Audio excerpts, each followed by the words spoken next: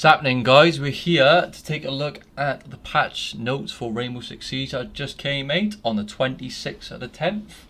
And yeah, we're going to get right into it.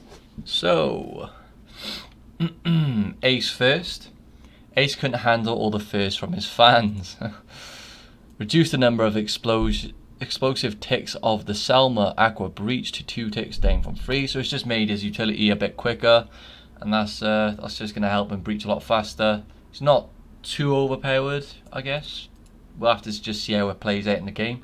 I'll probably try all these operators that have changes and have them in my next video if you want to check that out.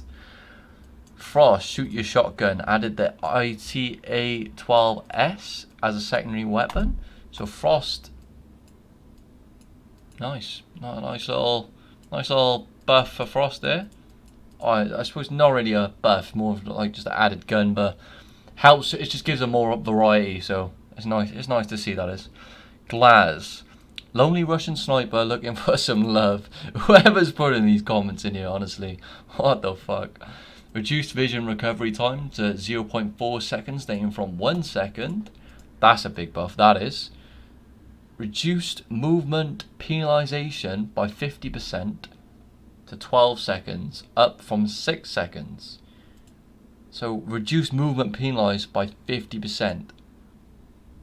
That is quite a hefty buff, that is. I think they're trying to get people to use Glaz a lot more, because people just don't want to use him. I use him now and again just for the fun of it, just because I like switching it up, but no one likes going Glaz. Melusi, MP5 primary will replace the T5. I personally hate this change because I quite liked Melusi's. I go Melusi quite a bit sometimes, and I quite liked their T5. It got a lot of recoil on it, but when you can control it, oof, close quarters is a monster in my opinion. Optics available on the MP5 will be the red dot holographic reflex, or just the standard things. It's a shame the 1.5 won't be on there. Oryx T5 primary will replace the MP5. Optics available on the T5 will be red dot holographic reflex and scope 1.5. So yeah, Oryx and Melusi have just traded weapons by the looks of it. They've both got each other and just said, there you go, you have this weapon, I'll have this weapon. Yeah, great, nice one, Ubisoft. A lot of changes to ballistic shields by the look of it.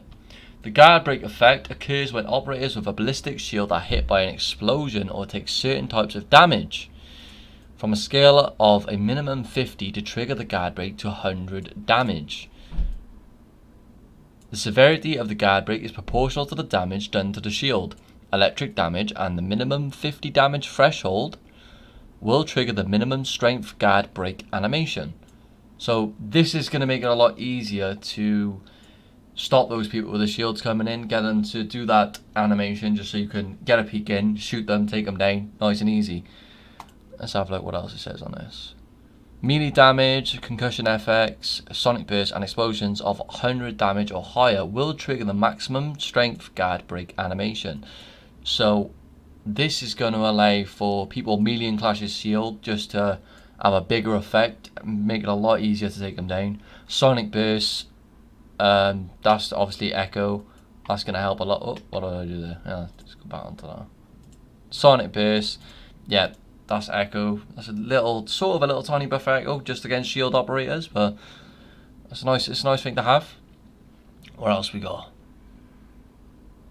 Operators positioned behind a clash, Monty, blitz, or a fuse are now partially protected from explosion damage. This could be a game changer. Yeah, that's quite big, that is, because when you got someone playing power and power with a shield operator, and they know how to peek, and they communicate with each other well on the mic, it can be a deadly thing. And this is just buffed that. I think this is just buffed it a bit. I feel like they've buffed this a little just to sort of counter the nerf on the animation, which is a nice balance that they're trying to go for here. But we'll see how it plays out in the actual game. This protection also applies if the shield is on the operator's back. Damage taken from the explosion is proportionally calculated based on the operator's exposure to the blast. Okay, just all standard. Instead of folding Monty's extendable shield, He now has a guard break animation. Okay, so when Monty is changing in and out of his extendable shield now, he's going to be a lot more vulnerable. So people are going to have to make the conscious decision whether to do that, and they can't just spam it like they usually do. I feel like this is to nerf the fact when people have just extended and then they bring their pistol straight out and just shoot them where they hit fire, just aiming it. That's quite annoying when that happens. If you're a good player and you know how to use Monty, sometimes it can throw people off guard sometimes. Shield explosion protection is reduced to 66%, down from 80%. So, let me read that again, my brain just got fried. Shield explosion protection is reduced to 66%. So, again, they've nerfed the shield again, how much damage it can actually take from explosions. This is going to help with ranked matches when you've got people who just ruin the match, go someone like Blitz, being utter dickheads, not even do anything special for your team, get one kill, and they're just pissing everyone off in the game. So yeah, I feel like people are going to go shield operators a lot less with this update if these nerfs stack up in a way so that people can easily break their shield and get a kill on them. I feel this is going to stop a lot of people from going solo with the shield. But a lot more people, I think, are going to use it, are going to benefit more by going with each other just because of that extra protection now that their buddy or the other operator will get from the actual protection. Okay, TCSG12, ACS12. Damage drop-off is now more progressive to reach minimal damage at 50 meters instead of 20 meters. That is a big buff.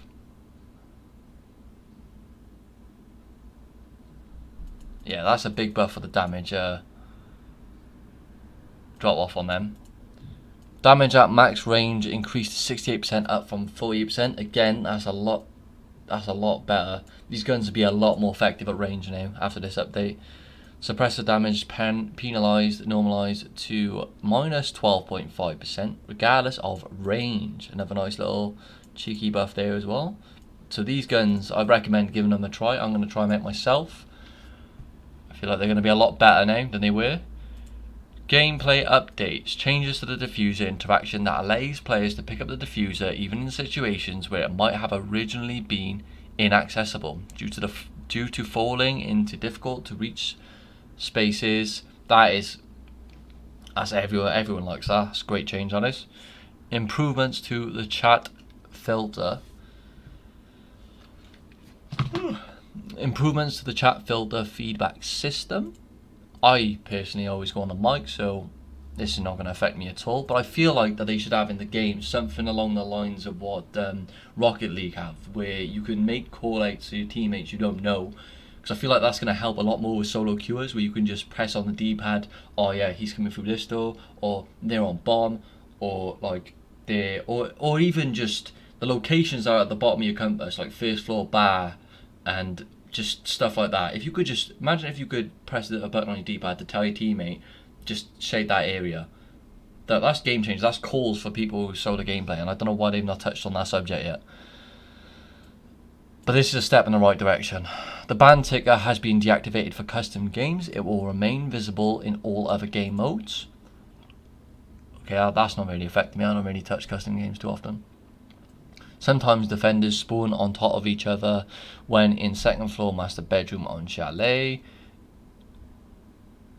Players can't vault over the half wall railing in second floor on chalet. So there's a lot of changes coming to chalet. I feel like they've put a shift on there to get the fixtures going on that. I've never personally had any of these problems, but it's glad to see that Ubisoft are addressing them. Drop diffuser can be difficult to recover from behind the table of second floor cigar balcony on cafe. Also just a nice little change. PvE barbed wire spawns issues in situation 10. I don't play PvE, so I would not know that. Poor lighting inside the cabinet between sofas in first floor bar of chalet. Also never really had that problem. Players can use a deployable shield to get to the counter next to the piano and chalet. So again, these are just general fixes to chalet as a map. Zero's piercing camera can pierce and see through the ceiling in first floor ADOM plane. I did not know that, but that's good that they've already fixed that. And yeah, you're going to probably see a lot more changes to the newer operators because they're still trying to balance them. Like 0 has been in the patch notes, I think, for like the past 3 times. Missing SFX when picking up generic items.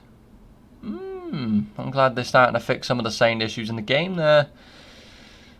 It's a big thing, the sign in Rainbow. It's a very, very important variable when it comes to playing matches, and I feel like they do need to get on top of it more. Cancelling a ranked queue can sometimes trigger a abandon penalty, even when the player did not join a match. Oh my lord. For any of you who experienced these issues, there you go, that's gone now. That I would have personally threw the pad at the screen if that happened to me, but yeah, there you go.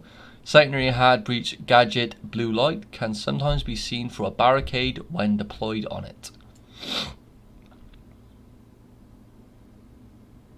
Yeah, I think I've had that issue a couple of times. I'm glad they fixed that. Residual? Black smoke is visible after some soft walls in the basement of Chalet are destroyed. Minor map asset issues. So there's just a lot of map fixes here, a lot of general bug fixes. It's good to see that they're all getting addressed nicely. So yeah, there's not too many big changes, but it'd be interesting to see how this actually affects the gameplay. There's some aspects in here, especially with the shield operators, that can you're going to see the gameplay change a lot with these updates, I think. So yeah, they're all patch notes for 26th of the 10th, and this is KSA Gaming. Hope you enjoyed the video. Peace.